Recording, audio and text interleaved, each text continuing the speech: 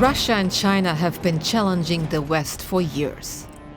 Their military buildups, infrastructure projects, and targeted economic support have bolstered their geopolitical clout. Critics say they're threatening the international order. I'm really worried. And now, as a deadly pandemic disrupts the world, the two powers are casting themselves as global saviors. They offer what everyone desperately needs: hope in little glass vials, COVID-19 vaccines. We would be very happy to see these be rolled out. Russia and China say they'll send their vaccines around the world. And this while the United States puts all its efforts into vaccinating its own citizens before looking outward. The US is not a player in the game. The European Union is also focusing inwards, scrambling to inoculate its own people. China and Russia are taking the opportunity to suggest they can rescue the rest of the world. Shouldn't we be happy with Russia and China stepping in to help save lives in Africa, Asia or South America? There is not much help inside from the US, and here in Brussels the European Union might have promised to share its vaccines with poorer nations, but right now it's preoccupied with trying to look after its own citizens. So shouldn't we be applauding China and Russia for their efforts? It was Moscow that won the global race to produce the first coronavirus vaccine, proven to give 92% protection against COVID-19. President Vladimir Putin proudly presented his country's Sputnik V serum after less than 8 months of development. Насколько мне известно, сегодня утром впервые в мире зарегистрирована вакцина против новой коронавирусной инфекции. Naming it after the world's first satellite launched by the Soviet Union explicitly evoked images of Russia as a superpower. The vaccine was a big win for the government domestically and internationally.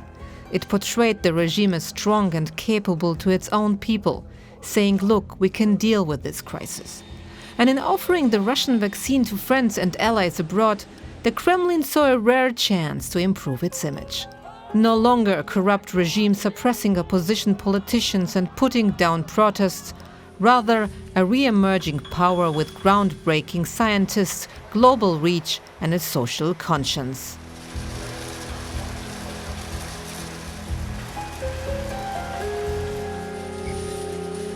There's clearly an attempt to expand your political influence. Dmitry Trenin is director of the Carnegie Center in Moscow. He says the global vaccine race is political and about big money. It's big business, big pharma. There's only so much that you need to do to arm other nations, and there's a limit to how much they would spend on your aircraft or on your submarines. But if you have a threat that puts the existence of your significant portion of your population at risk, or at least their health, then there's nothing stopping you, and you will be buying those vaccines. China quickly followed Russia with vaccines from two national manufacturers, Sinovac and Sinopharm, soon being rolled out at home and quickly making their way around the world. China was offering vaccines to poorer countries before clinical trials were even finished. For Beijing, vaccine diplomacy offers a way to make the world forget how little transparency it showed when the pandemic started. The government took a year to allow international experts into China to investigate the origins of the coronavirus. Now it's leading the fight back. China's a two-edged sword. It can be very helpful, but it's very self-interested. Lawrence Gostin, an expert on global health at Georgetown University in Washington, D.C., suggests China will expect some kind of payback for its vaccine generosity, as it does for the huge investments in its so-called Belt and Road Infrastructure Initiative. The worst-case scenario is that it's bartering life-saving vaccines against something that will harm countries in the future. For example, to put countries into debt, as it's done with Belt and Road, extract resources or extract favors, or even extract geopolitical advantage. And you should never use a global health crisis for your own benefit. The European Union promised to help the rest of the world with vaccines, We will have more doses than we can use. but has so far not delivered, sparking anger in some circles. Be frank and say, my people first. Don't lie to me and say, we will be equal. Professor Ines Bibangwawo is Rwanda's former health minister. She is willing to give China a chance where the EU has failed. If China managed to give and save a big portion of Africans, you believe Africans will look at them negatively? You believe that when they keep their words with this, we are going to doubt their word when they will propose that? This is going to push for new agreements, for new partnerships. As the pandemic continues to spread rapidly across the continent, most, if not all, immunization programs are using Russian and Chinese vaccines. Egypt ordered vaccines from China, for example, and Guinea is rolling out Russia's Sputnik V vaccine. And it's not just Africa. Russian and Chinese vaccines are going global. Chinese drug makers have signed deals to supply their vaccines to Malaysia, Brazil, the Philippines, and many others. Countries that have ordered Russia's Sputnik V vaccine include Argentina, Mexico, and Belarus. The contracts are signed and sealed. But will Russia and China deliver? Will they ship supplies to other countries when they haven't yet inoculated their own people? And frightening new variants are emerging. China continued the phrase challenges in practicing that so-called vaccine diplomacy.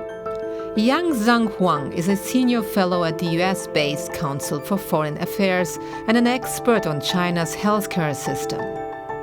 I think one of the biggest challenges now is how to balance this need for domestic vaccination needs, right, and the needs for practicing vaccine diplomacy abroad, right. Now we have seen the developments that suggested that the Chinese vaccine makers are delaying the shipment of the China-made vaccines, right. We saw that is happening in Brazil and in Turkey.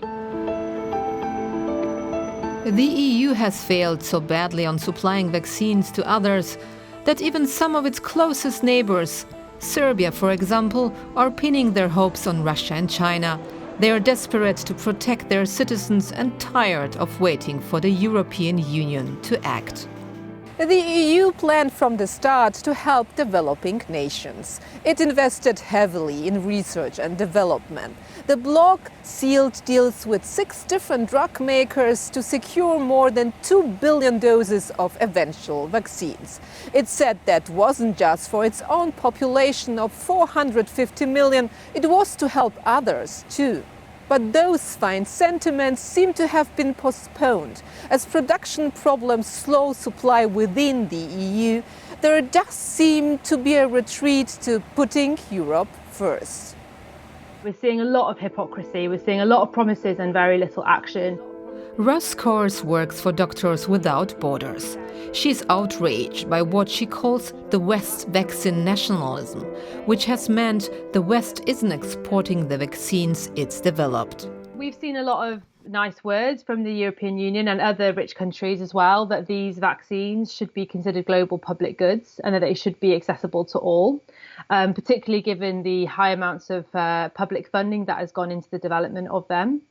But what we're seeing is vastly unequal distribution of these vaccines around the world. The reality is that for actually the majority of low and middle income countries, they might not get access to a vaccine for potentially years. Even some members of the EU itself seems to be losing faith and looking elsewhere. Hungary has become the first EU country to approve a Chinese vaccine, a huge credibility boost for Beijing. And now even EU heavyweights like Germany seem open to the idea of buying Chinese or Russian vaccines once they are approved. And the United States? These trends demonstrate that our aggressive strategy to battle the virus is working. The US was one of the countries hardest hit by the pandemic. And the Trump administration pinned their hopes on Operation Warp Speed, pumping more than $10 billion into a huge vaccine development program. And that proved a success, and several vaccines are now available. But they're first and foremost for Americans.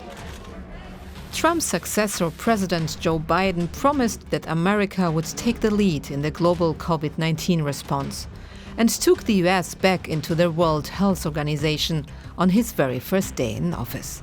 But the focus is still on Americans, and the damage to America's standing is already done. With the US absent as a global player and the European Union looking inward, it is no surprise that Russia and China have rushed in to fill the void. The global vaccine race is part of an international power game, and the West is in danger of losing more ground or simply being relegated to the sidelines.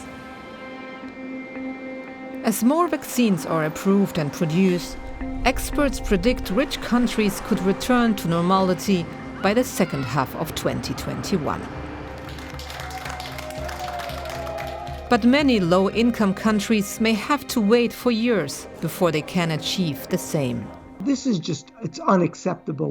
We're all in this together, and if there was ever a time for us to work together as a common humanity, this is the time, but we're not doing it.